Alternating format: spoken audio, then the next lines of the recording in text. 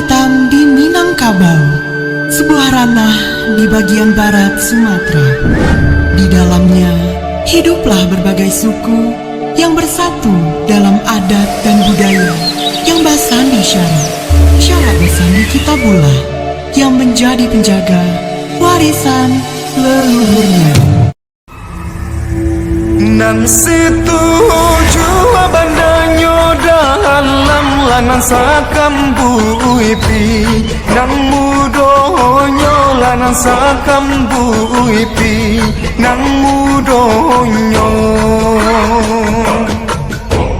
ramwa bana hati di dalam lanan di galama, nikang juo lanan di galama, nikang juo bajelo jelo malah